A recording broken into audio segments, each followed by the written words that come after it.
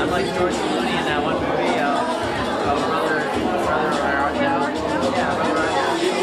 Yeah, it's nonsense me, but I don't even know. I don't like it when it's going. I like it just throw my fingers and hope for the best. So it's sticking up though. Yeah. My pomade only has so long, and it kind of gives up after 2 hours.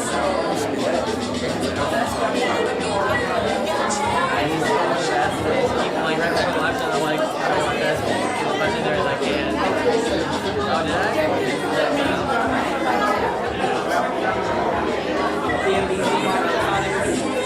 It's like the freshly rolled out of bed look, you know? It takes a lot of work to get the freshly rolled out of bed look.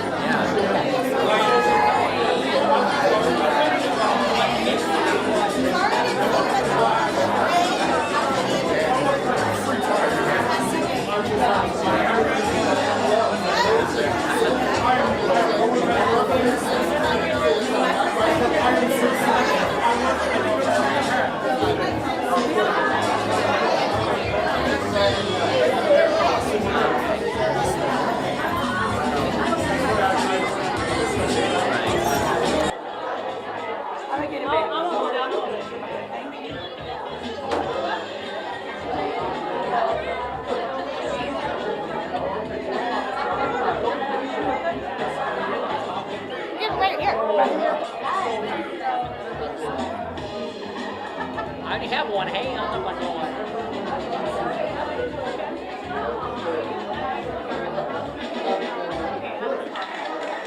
I've actually referred somebody to you, your project.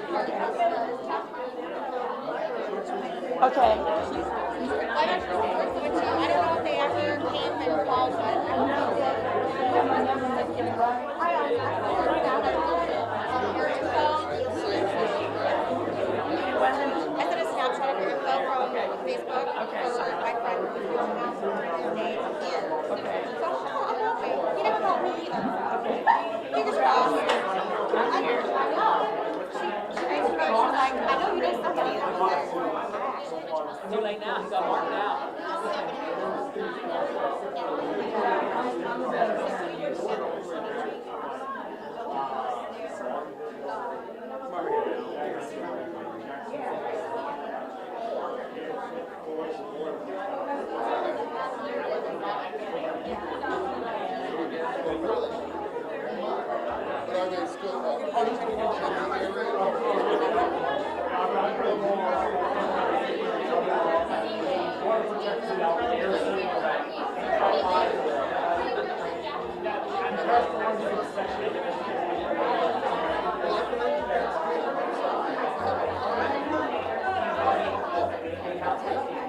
Shelby.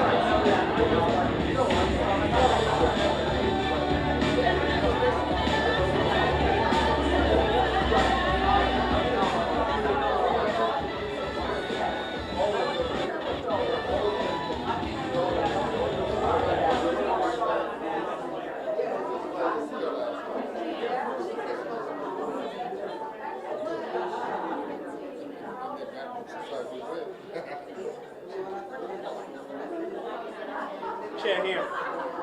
You ready?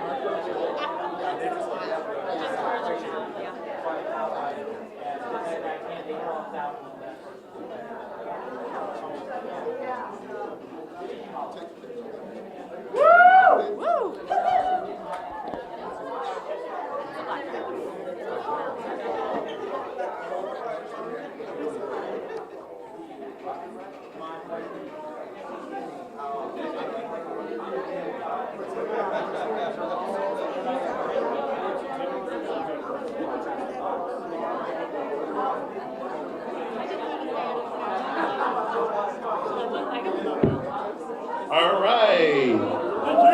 If we can slowly bring this lovely conversation to a pause. Love to see all these new and familiar faces. Everyone excited? I'll slowly stand ajar.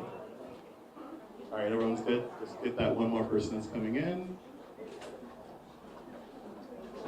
That's your vice chair. I know.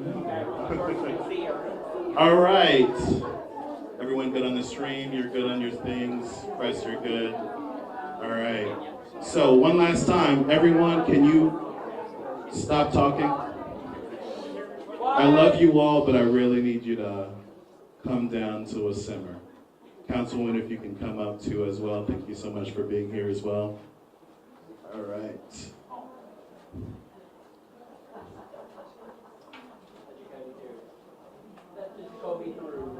Yeah, gotta get our dignitaries in front.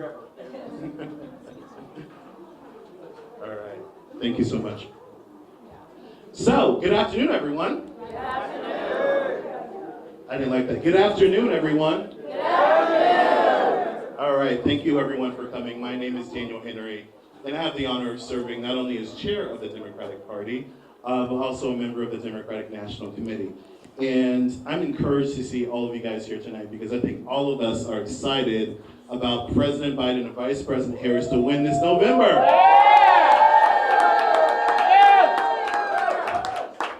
So I don't have to be the first one to tell you that Duval sets the tone for this state, and I know that we are the leaders in this state to make sure that we not only open this office here in Jacksonville to show the commitment of this party to show the commitment of the Florida Democratic Party, the coordinated campaign, the Biden campaign, as to why not only Duval is important, but Florida is important in this election. So for everyone that is here, thank you so much for coming. We have some amazing guests that are going to be speaking here today. But before I get really into my remarks, I just want to make sure I recognize some great people that are in elected office that's here, and also some candidates that are also running down ballot. So first off, I want to make sure that I recognize two amazing city council members from our local Jacksonville City Council, Councilman Johnson. Sorry, actually three. Councilwoman Tyrone Clark Murray. And Councilwoman Jacoby Pittman. Also want to recognize some candidates that we have in the room. So we have three State House candidates that are running right now. Teresa Wakefield Gamble, who's running in State House District 14. We have Rachel Brage, who's running in State House 16. We have Bryson Mason, who's running in 17. We also have a school board candidate, because I think all of you who have been with me for the last couple months have been talking about how school board's really important. So thank you so much for Hank Rogers, who's running in School Board District 5. Did I miss anyone? All right, great. So why are we here? I think all of us know why we know this election is critically important. The values that President Biden and Vice President Harris stand for are universal for the last 3 years that they've been able to achieve so much accomplishment within this state. And despite everything that you've been hearing around the press, the polls, whatever, I think what's critically important is to the stakes of this election and who is on the ballot.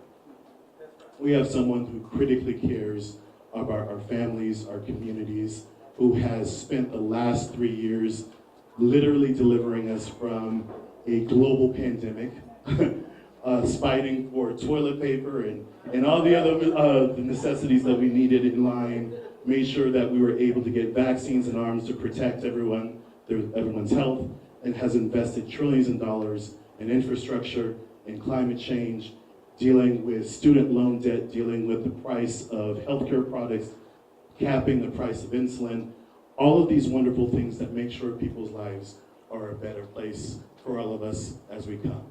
And these are the things that are critically important for us to make sure that we not only focus on with our friends and family, but we focus on as to why this election is important. Someone that is going to deliver for you, for me, for my families, against someone that is frankly just in this election for themselves. And I don't know about you, but I'm focused on the candidate that's going to deliver for me every day, twice on Sunday, who has been in my, held my back, made sure that I was cared for, made sure that this country has cared for, frankly, made sure that this entire world has been cared for.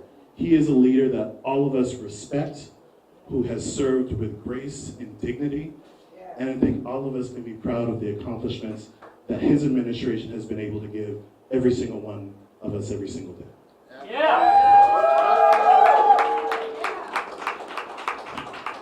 So this state is critically important to that math. We have 29 electoral votes that can ensure that we deliver President Biden and Vice President Harris to the White House in 2024. I know everyone knows that Duval is one of the key ways that we can make sure that we make that happen. We delivered for President Biden and Vice President Harris in 2020, the first time a county in this state in North Florida has been able to do that since Jimmy Carter, and that was a huge lift and a huge accomplishment made by every single person in this room, and we're gonna fight like hell to make sure that we deliver that win for a second time. Absolutely. But it's not just Duval. We have so many office openings that have already happened across the state that are happening right now in Orlando and Miami and Tampa, in the Panhandle, in the Treasure Coast, because we recognize the investment that not only that the DNC and the Biden campaign has placed in this state, but also the recognition of the force that we have to deliver for this administration. So I'm confident that we're going to be able to win. I'm confident that we're going to be able to deliver for our Americans, for our community, and I'm confident that all of us are going to put in the work to make sure that that actually happens. So I have the great pleasure of introducing our next speaker who's going to be speaking today, and that is Councilman Johnson. Thank you, Chairman. Democrat born, Democrat bred, and when I die, I'm gonna be a Democrat dead. Come on, y'all can do better than that, Jacksonville. How are you? First of all, let me say thank you for being here. I was telling you last night, for those, we were at the opening of the Ritz, and I could have sworn I saw a man walking around in all red with a pitchfork saying, I know my house is around here somewhere. It was hot. Was it not hot yesterday? But Jacksonville changed the game by opening the James Weldon Johnson Lift Every Voice and Sing Park. We made history, Jacksonville. I'm excited to be here to kick off something extraordinary today.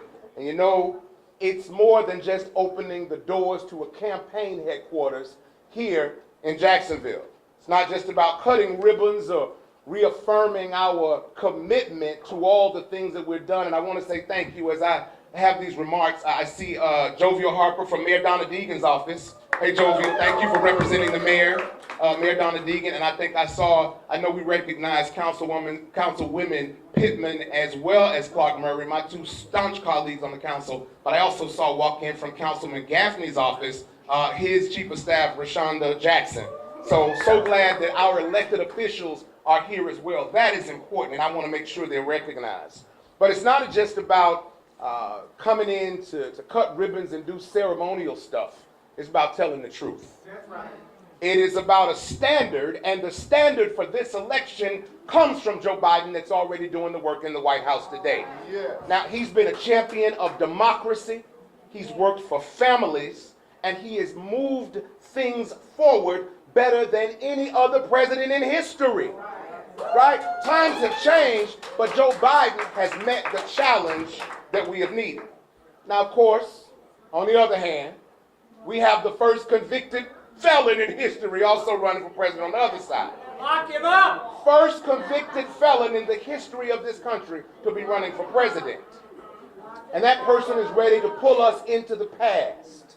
That person, Donald Trump, is ready to push us into the back with resentment, with revenge, with retribution, with anger. But we as Democrats are leading by love. And that's why we're here to open this campaign today. Now, and here's the thing. President Biden said it himself the other day. He said, I didn't have my best debate performance.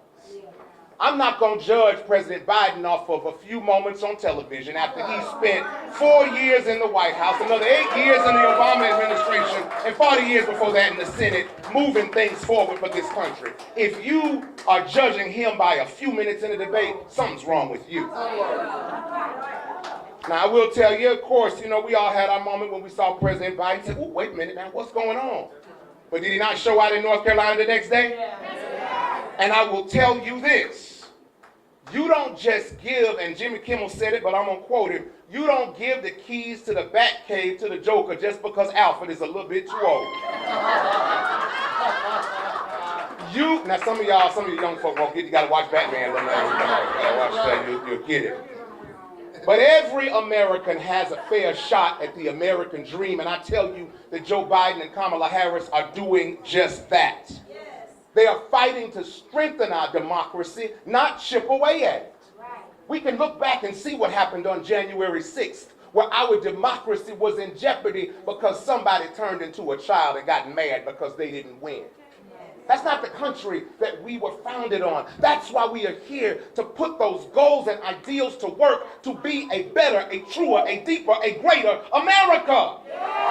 This election is not just about Joe Biden and Kamala Harris. It's about democracy. It's about the ideals of a country that gave an opportunity for me to stand here in front of you, 5 generations removed from a little slave girl in Virginia, to now be on the city council of the largest city and land space in the United States.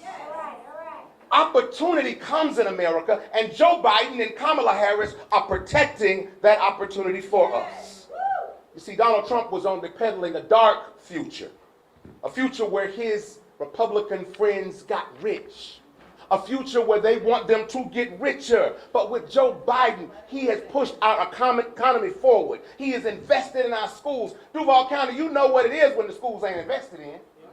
Let me tell you, we have to do the work now. I remember back in 2000. How many know Tallahassee? I know Tallahassee pretty well. That big street is called Appalachian Parkway, right? Yeah. At the time, Congresswoman Brown led a march against something called the One Florida Initiative.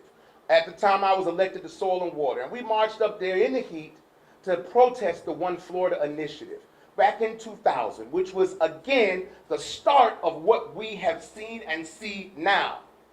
Had we paid attention then, we wouldn't be in the educational peril that we're in now. So we have to take this moment and look not just nationally, not just on the statewide level, but locally to support initiatives and candidates that are going to move everything forward, especially education. Joe Biden has done that. We can look at the Department of Education that he's invested in schools. Billions of dollars of student loan debt forgiven, as we well know. And that's right, give it up. Billions of dollars of student loan debt forgiven. But we have a president who is fighting every day to ensure that Roe versus Wade stays overturned.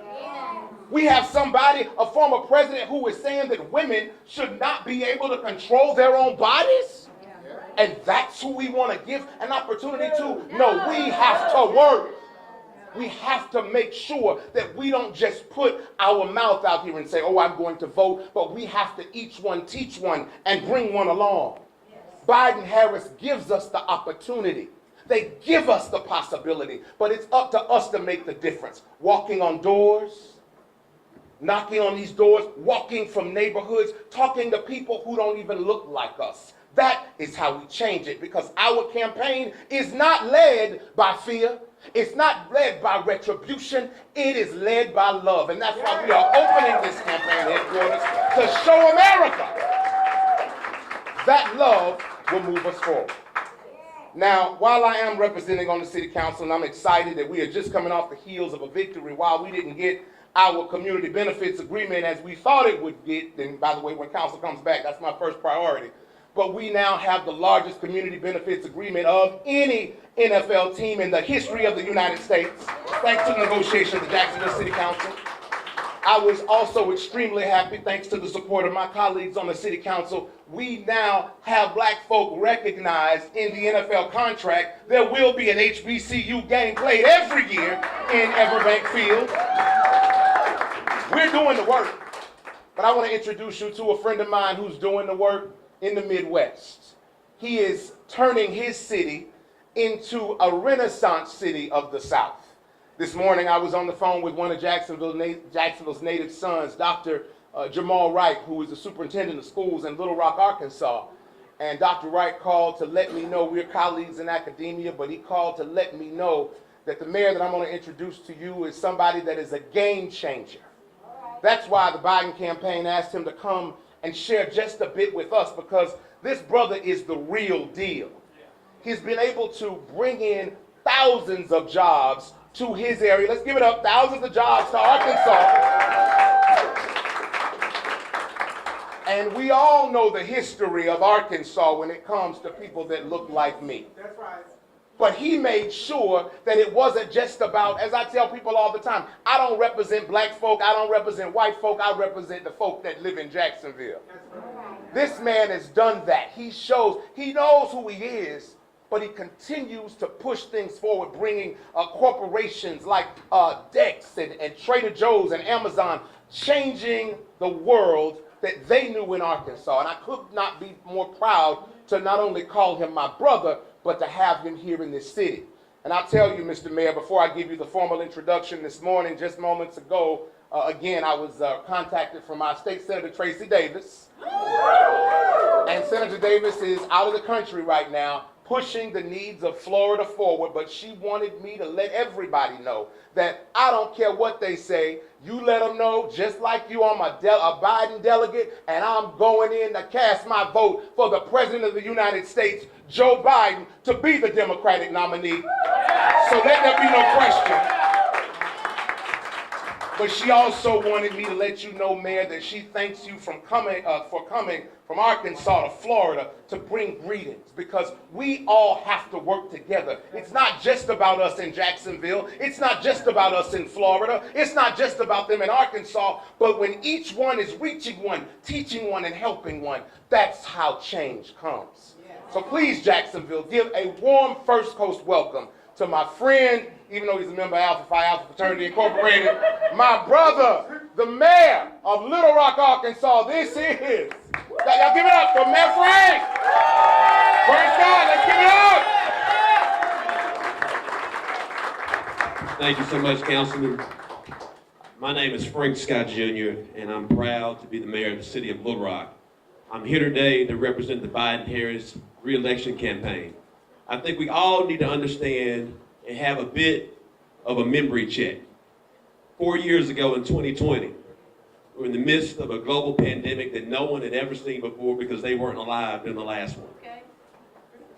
We experienced the brink of our society because we had a president then that was in office that was trying to take us back to 1957, as I remember, in Little Rock, Arkansas, where there was still segregation and we had 9 children that decided to be extraordinary, but they were ordinary, to walk inside Little Rock Central High, to change the lives that we all could go to school together across this grand nation by being the testers of the Brown versus Board of Education. But we had a president who did not understand that history at that time. We had a president who wanted to take things back to Jim Crow. We had a president who wanted to take things back to slavery. We had that president. But oh, thank God that Joseph R. Biden was elected in 2020. He was elected in 2020 and he brought us back from the brink of destruction. He brought us back from the pandemic and allowed us to safely coincide with each other to ensure that we get back to normal. And so 4 years later, jobs are up. 4 years later, prescription drugs are lower. 4 years later, $16 billion to HBCUs. 4 years later, because I still got student loans, $167 billion wiped out the map. 4 years later, for black folks, the lowest unemployment in our lifetime. And we need to make certain that we do not forget that. Because I can tell you right now, if you heard of this thing called Project 25, yes. Project 25 is trying to take us to 1865. And we need to understand what's going on.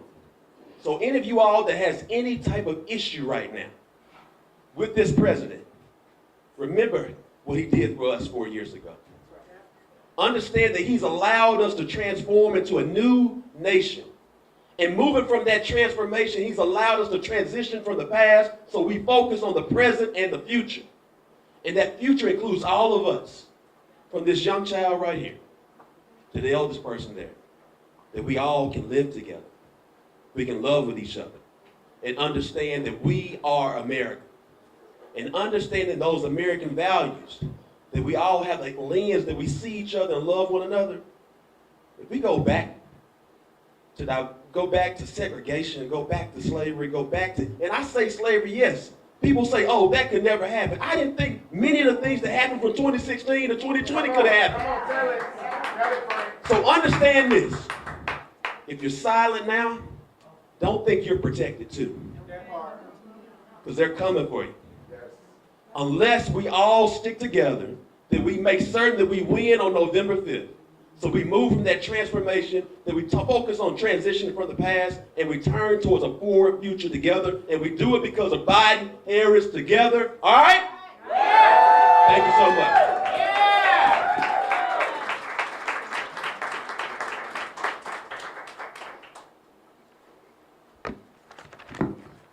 So are you guys fired up? Yes. You guys ready to go? So thank you so much, Mr. Mayor. I really appreciate you taking the time coming here to Duval, Florida. But I just want to kind of close this off in a way that I think really brings it home for all of us. I think all of us deserve a future where we're honest about what's at stake, but also to think about the potential of what we have forward. President Biden, Vice President Harris have done a current job of everything that they've been able to accomplish. You've heard it from the mayor, you've heard it from the councilman. But there's so much more that they're able to do to not only deliver for our community, but deliver for our nation. And it's on all of us to be able to achieve that goal. I think every single generation we've seen across this American history, that have to step up to be able to deliver for our country. And this is our moment to be able to deliver, not only for our futures, but for our kids' futures, for our grandkids' future. So the one commitment that I want all of you to be able to leave here today is to think about what you are going to do to make sure that you step up and make sure that we deliver this election and win for not only President Biden, but for Vice President Harris, but for every other Democrat that's going to be on the ballot all the way up and down in between now and November. So are all of you committed? Yeah!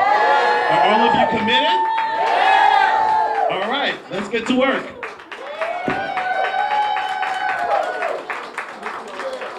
Can we hear from some of our staff? I think we need to see the people who are going to be leading this whole effort for us. They're working hard already, but some names with faces would be helpful. We're going to do that afterwards, but I just want to make sure I recognize them afterwards. But thank you so much for that. All right, thank you, everyone. Thank you.